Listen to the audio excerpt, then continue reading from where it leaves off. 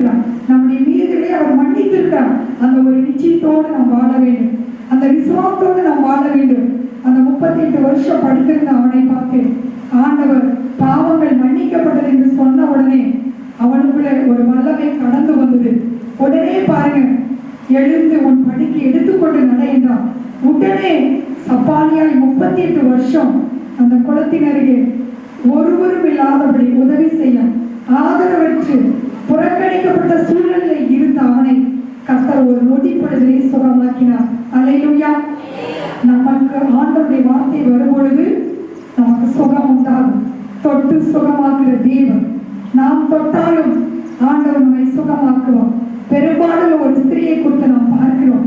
Mark 5ஆம் அதிகாரத்தில் நீங்கள் வாசிக்கும் பொழுது 26வது வசனத்திலிருந்து பார்க்கிறோம். 12 வருஷமாக பெரும்பாலும் ஒரு ஸ்திரீ அநேக வைத்தியர்களால் மிகவும் வருத்தப்பட்டு தனக்கு உண்டான பணத்தை எல்லாம் செலவழித்து சற்றாயிலும் குணத்தை பார்க்க முடியவில்லை. அவள் பாருங்க சொல்லுகிறதை பார்க்கிறோம். பெரும்பாலுள்ள ஒரு ஸ்திரீ தான், ஆனால் அநேக வைத்தியர்களிடத்திலே அவள் போயிருக்கிறாள். அது மாத்திரமல்ல, அதிக வருத்தமாய் இருந்திருக்கிறதை பார்க்கிறோம். இன்றைக்கு நம்முடைய சரீரத்திலே வியாதி வரும் பொழுது நாம் அநேக டாக்டரிடத்திலே போகிறோம், அநேக மருத்துவரை தேடி போகிறோம். ஆனாலும் கூட நாம் எதிர்பார்க்கிற சுகத்தை பெற்றுக்கொள்ள முடிவதில்லை. நாம் எதிர்பார்க்கிற விடுதலையை பெற்றுக்கொள்ள முடிவதில்லை. நம்முடைய வாழ்க்கையில அநேக பணத்தை மருத்துவத்துக்கு செலவழித்து, நம்முடைய வியாதிக்கு செலவழித்து நாம் சோர்ந்து போயிருக்கலாம், நாம் தள்ளாடின நிலைமையில இருக்கலாம். ஆனால் ஆண்டவரை இயேசு கிறிஸ்து அவருடைய தழும்புகளால் நம்மை குணமாக்கி இருக்கிறார். அல்லேலூயா. மத்தேயு 8:17 வாசிக்கிறோம். அவர் நம்முடைய பலவீனங்களை சுமந்து இருக்கிறார், நம்முடைய நோய்களை அவர் சுமந்து இருக்கிறார். மார்க் 5:34 வாசிக்கும் பொழுது உன் விசுவாசம் உன்னை ரட்சித்தது என்று சொன்னார். அந்த பெரும்பாலுள்ள ஒரு ஸ்திரீ, அவளுக்குள்ள ஒரு வைராக்கியம் வந்தது. இவ்வளவு நாள் நான் மருத்துவரை தேடிப்போம், என் வாழ்க்கையில் நான் சுகத்தை பெற்றுக்கொள்ளவில்லை. இயேசு கிறிஸ்து இந்த வழியாக வருகிறார். எப்படியாவது இந்த ஜனக்கூடத்துக்குள்ளே அவருடைய வஸ்திரத்தை நான் தொட்டால் நான் சுகம் அடைவேன் என்று சொல்லி ஒரு விசுவாசத்தோடு ஒரு நம்பிக்கையோடு இயேசுவின் வஸ்திரத்தை தொட்டார். உடனே பாருங்க, இயேசுவின் வல்லமை புறப்பட்டது. ஆண்டவர் அவளுக்கு பரிபூர்ண ஆரோக்கியத்தை கொடுத்தார். ஆண்டவர் சொன்னார், உன் விசுவாசம் உன்னை ரட்சித்தது, நீ சமாதானத்தோடு போ, உன் வேதனை நீங்கி சுகமாயிருந்தார். அல்லேலூயா. இன்னைக்கு நாமும் கூட வியாதிகள் இருக்கலாம், பலவீனத்தில் இருக்கலாம். அநேக நேரத்தில் நாம் மருந்துகளுக்கு பணத்தை செலவழித்து எவ்வளோ மாதங்கள் எவ்வளோ வருஷங்கள் இந்த வியாதிக்காக நான் மருந்து எடுக்கிறேன், எனக்கு பரிபூர்ண சுகமில்லை என்று சொல்லி வேதனையோடு வந்திருக்கலாம். எப்படிப்பட்ட வியாதியாக இருந்தாலும், எப்படிப்பட்ட பலவீனம் வந்தாலும் கர்த்தர் இன்றைக்கு உங்களுக்கு அற்புதங்களை செய்ய போகிறார். நானும் கூட முடக்குவாதத்தில் 5 வருஷம் கஷ்டப்பட்டேன். எத்தனை டாக்டரிடத்துல போய் லட்சக்கணக்கில் எனக்காக செலவு பண்ணாங்க. ஆனால் எதிர்பார்த்த சுகம் இல்லை. ஆனால் கர்த்தராகிய இயேசு கிறிஸ்து இந்த மருத்துவமனையில் என்னை தேடி வந்த போது ஆண்டவர் என்னை தொட்டார். 5 வருடம் முடக்குவாதத்தில் கையில் காலில் வராமல் படுத்து படுக்கையா இருந்த என்னை அவர் தொட்டு சுகமாக்கினார். அல்லேலூயா. உடனே எழுந்து நடக்க செய்தார். கர்த்தர் இன்றைக்கு என் கால்களை மான்கால்களை போல கர்த்தர் மாற்றி இருக்கிறார். அல்லேலூயா. கர்த்தர் இந்த நாளிலே அவருடைய வசனத்தை அனுப்பி உங்களை குணமாக்குற தேவன். சங்கீதம் 107:20 வாசிக்கிறோம். அவர் தமது வசனத்தை அனுப்பி உங்களை குணமாக்கி அழிவுகளுக்கு தப்புவிக்கிறார். அவருடைய தள்ளுபுகளால் நீங்க குணமானீர்கள் என்று நம்புங்க. இந்த வேலையில் இந்த வசனத்தை கேட்டுக்கொண்டிருக்க நாம பலவீனத்தோடு இருக்கலாம், வியாதியோடு இருக்கலாம். இன்றைக்கு இந்த வாக்குத்தத்தத்தை நீங்க சொந்தமாக்கிக் கொள்ளுங்க. அவரே உங்களுக்கு பரிகாரியாய் இருக்கிறார். அவரே உங்கள் பலவீனங்களை சுமந்த தேவனாய் இருக்கிறார். யாத்திராகம் 15:26 வாசிக்கிறோம். நானே ஒரு பரிகாரியாகிய கர்த்தர் என்று சொல்லுகிறார்.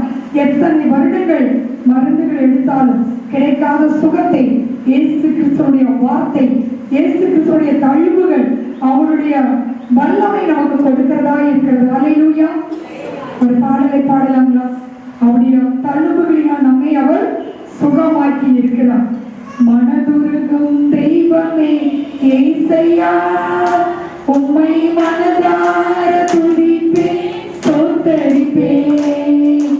மனதுருகும் தெய்வமே இசையா உம்மை மனதார துதிப்பேன் ஸ்தோத்தரிப்பேன் எங்களது மீறுதல் காயப்பட்டி நறுக்கப்பட்ட தழும்புகளால் சுகமானோம்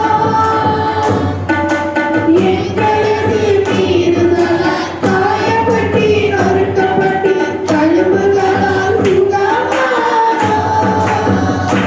உந்தன் தழும்புகளால் சுகமானோம் உந்தன் தழும்புகளால் சுகமானோம் நீ நல்லவர் சர்வ வல்லவர் நீ நல்லவர் சர்வ வல்லவர் உன் இரக்கத்திற்கு முடிவே உன் அன்பிற்கு அளவே இல்லை அவை நாளிதோறும் புதிதாயிருக்கும் அவை நாளிதோறும் புதிதாயிருக்கும் மனதுருகும் தெய்வமே இசையா உம்மை மனதார துதிப்பேன் ஸ்தோத்தரிப்பேன் மனதுருகும் தெய்வமே இசையா உம்மை மனதார துதிப்பேன் ஸ்தோத்தரிப்பேன் நீதிமொழிகள் 4:22 எடுத்து வாசிப்போம். நீதிமொழிகள் 4:22.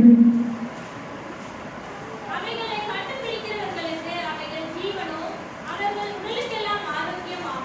கர்த்தருடைய வசனம் நம்முடைய உடலுக்கெல்லாம் ஆரோக்கியமாய் இருக்கிறது. நீங்க நினைக்கலாம் கர்த்தருடைய வசனத்தை படிச்சா கேட்டா நம்ம வியாதி சுகமாயிடுமா? நிச்சயமாய் கர்த்தர் நம்மை சுகமாக்குவான். எனக்கு தெரிஞ்ச எத்தனையோ பேருக்கு ஆண்டவர் இந்த வேத புத்தகத்தை இடைவிடாமல் வாசித்து அந்த வாக்குத்தத்தங்களை விசுவாசித்து டாக்டரிடத்துல போய் அவர்கள் பரிசோதித்த பிறகு அந்த வியாதியின் அறிகுறியே இல்லாமல் கர்த்தர் சுகத்தை தந்திருக்கிறார். அல்லேலூயா. எத்தனையோ முடக்கவாதங்களை சுகமாக்கி இருக்கிறார். என் கண்காண கர்த்தர் அற்புதங்களை செய்திருக்கிறார். பைத்தியமாய் பல வருடங்கள் இருந்தவர்களை கர்த்தர் நல்ல தெளிந்த புத்தியை கொடுத்திருக்கிறார்.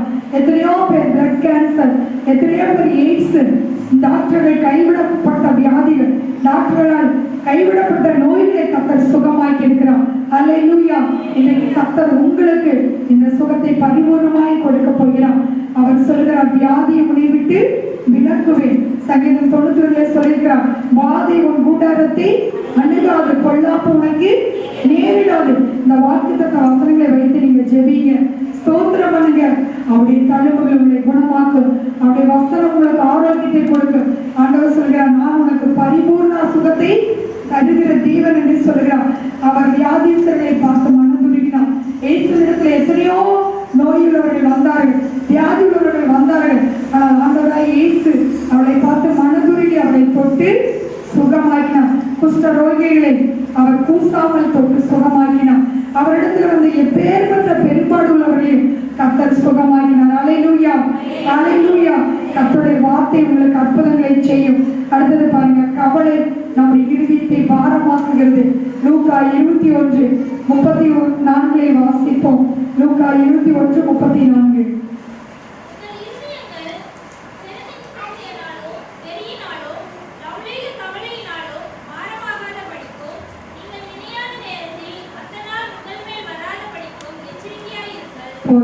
கவலை வந்து நம்முடைய இருதயத்தை பாரமாக்கும். நம்முடைய இருதயம் லௌகீக கவலையினால் பாரம் அடையும் பொழுது பாருங்க, நமக்குள்ளே சுகம் இருக்காது. நம்முடைய இருதயத்திலே கவலை இருக்கும் பொழுது அந்த கவலை நம்முடைய சரீரத்தை ஒடுக்குகிறதா இருக்கிறது. மத்திய 6 ஆண்டவர் சொன்னார், எண்ணத்தை உண்போம், எண்ணத்தை உடுப்போம், எண்ணத்தை குடிப்போம் என்று கவலைப்படாதீர்கள். நாளைக்காக கவலைப்படாதீர்கள். நாளை தினம் தன்னுடையவர்களுக்காக கவலைப்படும். அந்தந்த நாளுக்கு அதிகதின் பாடு போதும் என்று நம்ம ஒன்றுக்கும் கவலைப்படாமல் இருக்கும் பொழுது இயேசு கிறிஸ்து நமக்கு அற்புதங்களை செய்கிறவராய் இருக்கிறார். பிலிப்பியர் 4:6 ஆண்டவர் சொன்னார், நீங்க ஒன்றுக்கும் கவலைப்படாமல் எல்லாவற்றையும் நீங்கள் தேவனுக்கு தெரியப்படுத்துங்க. நாம கவலைப்படப்பட நம்ம சரீரத்தில் ஆரோக்கியத்தை இழந்து போயிடுவோம், பலனை இழந்து போயிடுவோம். நம்முடைய ஆவியில ஒரு முறிவு வந்து 1 பேதுரு 5:7 வாசிக்கிறோம். அவர் உங்களை விசாரிக்கிறவரானபடியால் உங்கள் கவலைகளை எல்லாம் அவர் மேல் வைத்து விடுங்க. நாம் கர்த்தர் விசாரிக்கிறவர். நம்மை தேவன் விசாரிக்கிற ஒரு நல்ல தகப்பனாக இருக்கிறார். இந்த வருஷத்தை துவங்கினது இப்பதான் நினைப்போம், ஆனா 8 மாதங்கள் கடந்து போயிடுச்சு. இந்த 8 மாதங்களும் கர்த்தர் உங்களை விசாரித்தான். உங்களுடைய குடும்பத்தை அவர் நடத்தி வந்தான். உங்களுக்கு எப்பெல்லாம் தேவையோ அப்பெல்லாம் கர்த்தர் உங்களுக்கு எல்லாவற்றையும் சந்தித்தான். நீங்க நினைக்கலாம்